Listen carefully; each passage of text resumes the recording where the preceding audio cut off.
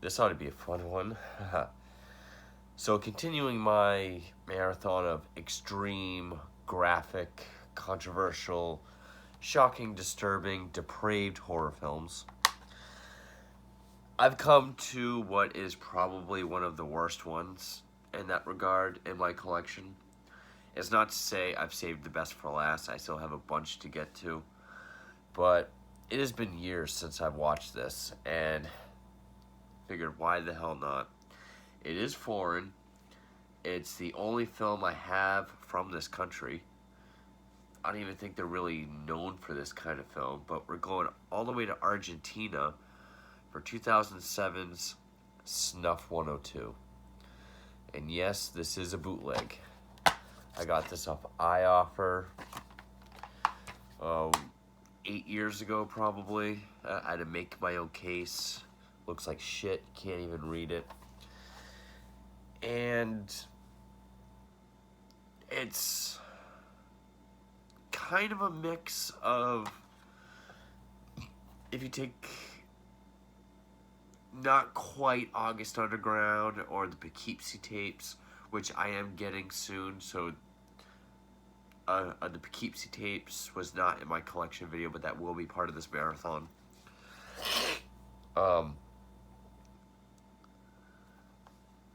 No, it's pretty much, well, okay.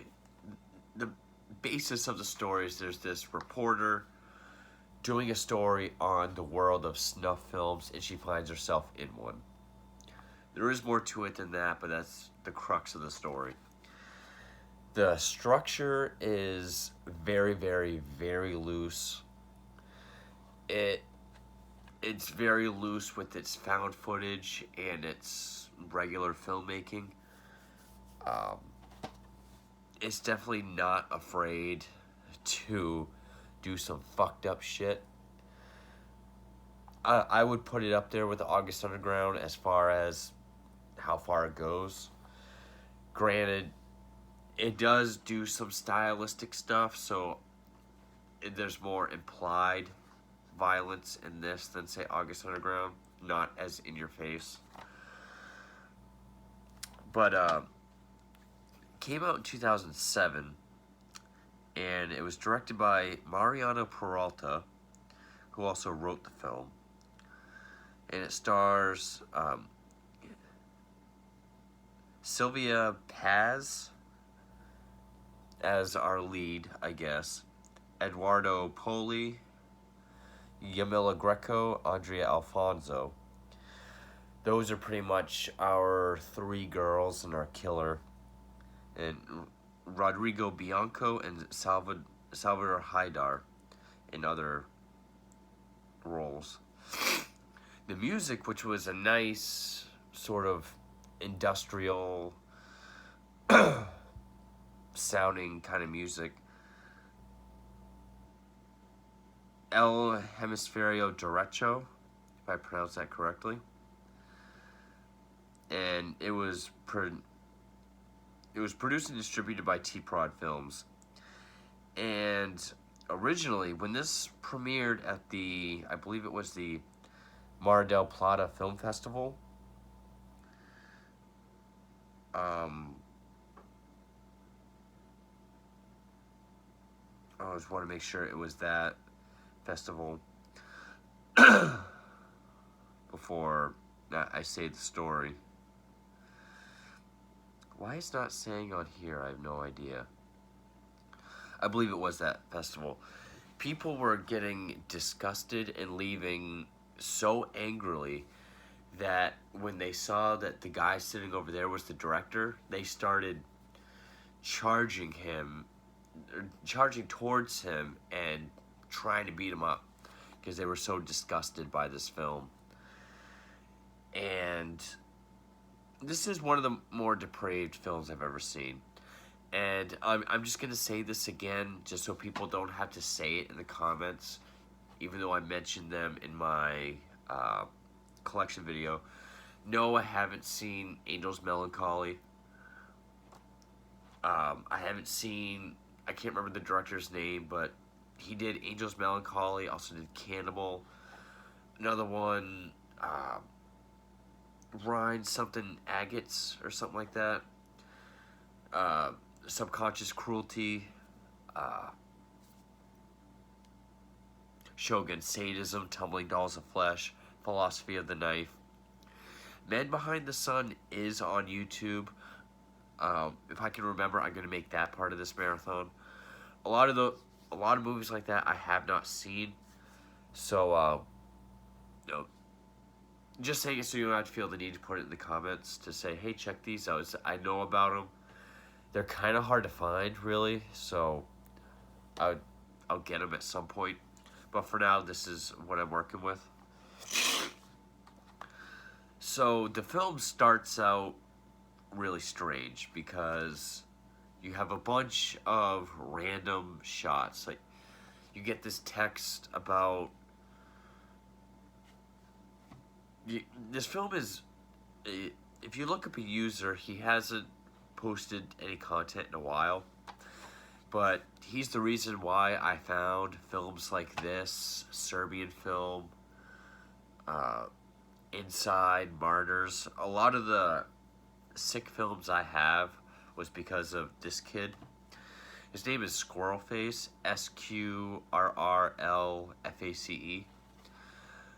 I agree with a lot of what he said in his review for this. Go check his films out. Because he said it's not just another August Underground, even though it appears so. It's a lot deeper. It kind of breaks down and puts like a philosophy to snuff films in a weird way. Like, it opens up with this text pretty much talking about what perversion is. You know, once something becomes like objectified, there's perversion and so on. And then we get this shot of this torture of a monkey, which is real, so be careful of that. It's the same, not the restaurant with the monkey brains from Faces of Death. I believe it's Faces of Death 4. That has like the monkey with like the bar gag, and they're sticking something down his throat. And then you get this really close up, like weird gorilla type footage. Like, you can see all the pixels on the computer screen of some snuffy porn sites. A shot of a pig getting its throat slit. Shot of like woman's tit getting a nail hammered through her tit onto a board underneath. And then we're in this bathroom with this one girl that has a gag on. She opens the shower and screams. And then we jump like 24 hours before or something. And that's where we get the Sylvia Pat's character. She gets a call from her work saying we need a story. She's comes across some news thing about, you know, a serial killer and how he left behind snuff tapes. So she says, well, I'll do a piece on the myth and legend of snuff films. And she meets up with this film professor, and her interview with this film professor is injected in different parts of the film, where we keep going back to this room where we see her, a pregnant woman, and this other woman tied, you know, they're in their bra and underwear, tied in a chair in this dingy warehouse basement looking place. I will say the contrast on the film is cranked way the fuck up, because the shadows are incredibly dark, the skin tones are incredibly dark red, and the walls are very green. It almost makes Saw, like this earlier Saw films, look like a black and white movie.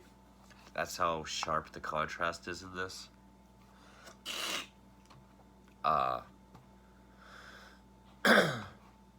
And yeah, we keep going back and forth between the torture of those three girls in the room with different points the film professor makes during their interview, but we also get the backstory on who the other two girls are. Like the pregnant one, she's a crack addict. She's told she can either make money or score some drugs if she goes to this place. It alludes to that's where she ended up. Then there's this amateur porn lady, or this girl that's doing amateur porn flicks to suffice her drug habit. She's told if she wants to make money, go to this place to shoot a film, and of course it's the same place. And eventually we learn how the reporter gets there.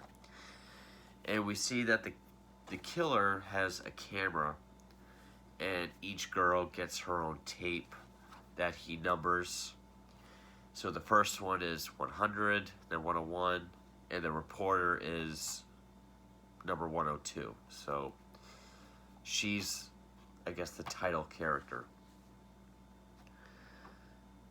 And really, it is one of those movies where, yeah, like grotesque, you're watching it for the torture. That's really all there is. Yeah, they do make some kind of provocative points about Snuff. I know I sound like shit. Excuse me. It's been kind of dry here lately, and the allergies are getting crazy. Worse than usual. I'm going to start getting graphic in my descriptions, so spoiler and graphic warning starting now. Well, actually, before I get to that, I can only recommend this if you really are into the most sick, depraved films that you can find. If you like August Undergrounds, if you like, if you were teased by Cannibal Holocaust and you want to push it, or like Human Centipede 2, or, Serbian film. If you're the kind of person that wants to see everything that's out there, sure, go for it. The average horror fan, I would even say the average torture fan, kind of can't say I recommend it because it is very loose with its found footage. I mean, it tries to establish there's this one camera in the torture room, yet you get all these different camera angles. Unless we're really not supposed to have the voyeuristic look. Which, in the beginning of the film, when we have all those different shots of, okay, the monkey, the pig, the computer screen, the opening shot of the bathroom, some other random shots of a room, and it looks like a VHS, almost camcorder look. It's like it's trying to put the voyeuristic look up in our heads. But, once they're actually in, and of course when we see the backstories of the girls and the reporter in her interview, it looks like a regular film. It's not, it is shot very low budget in a different style, but it doesn't look, it's not found footage whatsoever. And even when we get to the torture room, like it shows there's that one camera, but we get all these different angles. And so yeah, it's not quite the found footage August Underground Poughkeepsie tapes sort of documentary look. It's more, think of like Chernobyl Diaries, but imagine one of the characters had a camera, but we don't see what they're filming. Kind of like that. Best way I can describe it. But yeah, spoilers and graphic warning starting now.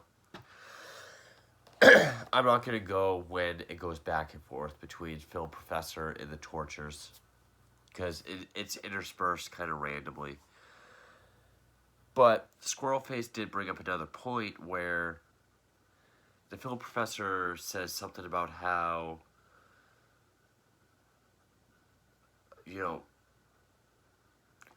The closest thing to snuff, I guess, would be pornography. Like, everything is a movie or film unless it's porn, because then it's real. It's something about, even in porn, the camera dissects the flesh in such a way. So it makes kind of provocative points. Talks about how can snuff be real because someone would have to kidnap someone, torture them, kill them, record it, then sell it to people with that evidence out there. And then there's this other weird thing where, like, yeah, the pregnant woman, she gets beat the fuck out of. I mean, she gets a bag put over her head, and he's sort of back too, and we see him, like, punching her. And a lot of the hits look and sound very real. A lot of times the camera will kind of blink and go black with each hit, or it will kind of skip. So it is stylized so that you don't see everything. They show you just enough so your brain kind of fills in the blanks. But after that, he puts her on the floor. Actually, no, he doesn't put the bag over her head yet. He puts the bag over her head while she's on the floor. And then with his boots, he stomps on her fucking head a bunch of times. Then he puts his foot on her pregnant stomach and kind of brings it up like he's going to stomp on it. And then on like the third time, you can tell he's gonna. But then the screen kind of goes white and it says, do you really have to see it? Do you want to see it? You kind of get the picture with what we're giving you anyway. And it kind of contradicts. I kind of can't really make my point because I can't remember everything that's said from the film professor and other captions earlier in the film. But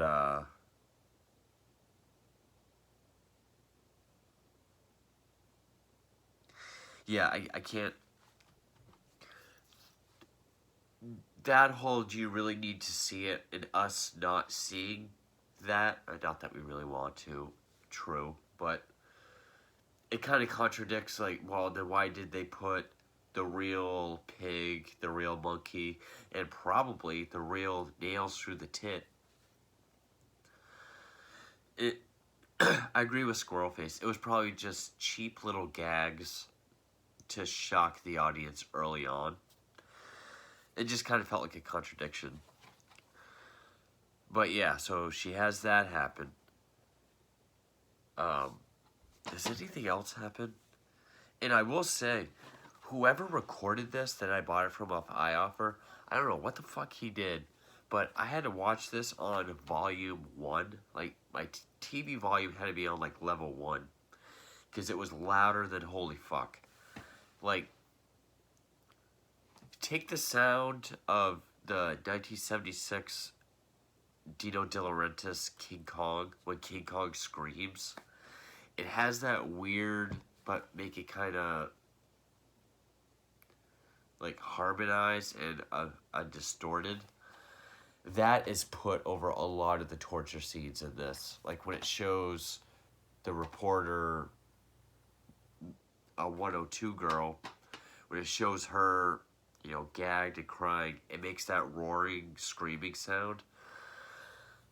I don't know why it's so fucking loud, but the music is pretty cool. The industrial, like the actual score.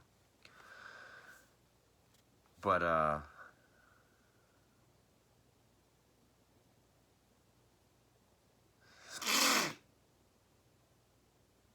okay, so Sylvia Patz is victim 101. Okay, she was top billed. Yamila Greco is the lead girl of victim 102. I'm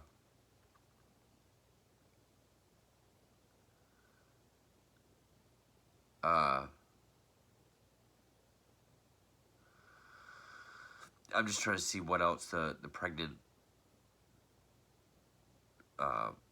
one went through.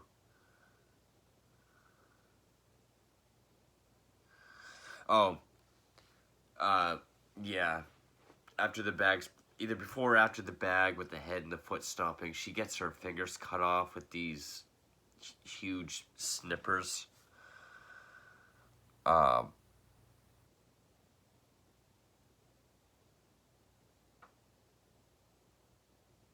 it even says in the plot the industrial music scored by El Hemisferio uh, Derecho. Yeah.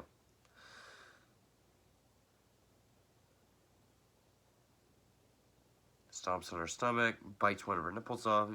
Okay. Yeah, he actually takes like a Michael Myers kitchen knife, fucks her with it, and you kind of hear the crunching and the slicing sounds. That's nice. But this movie, like, the contrast is so high that a lot of it's obscured by shadow, so it's more implied than anything.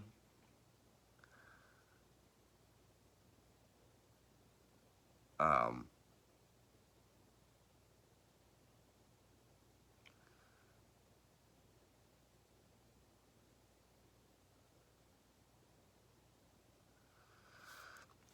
why is this jumping all around from the...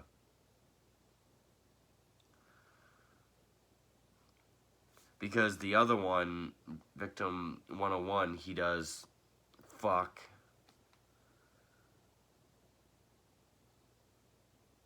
And starts hacking her up with the chainsaw. And when he comes over to 102, he takes the same knife that he fucked the other chick with and like puts it in her mouth. You kind of hear it clicking against her teeth. And she's able to get away, and she gets in the bathroom, which is the first shot, one of the first shots of the film. That's the bathroom. And then also interspersed with these torture scenes, we see her during her interview with the film professor. I think he goes to get a drink or to use the restroom, and she finds this stack of photos that she's looking with someone having sex with the putrefied body. Happens to be the film professor. He's our killer. And then pretty much the end of the film is just her escaping, him chasing her, and eventually she kills him with a rock to the head. But and she does escape while he's hacking up Victim 101 with a hacksaw. So, I mean, it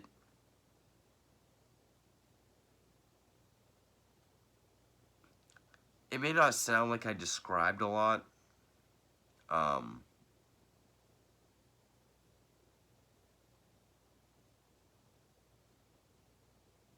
Yeah. After he fucks the one in the vagina with the knife, he cuts her open, kind of starts to empty her.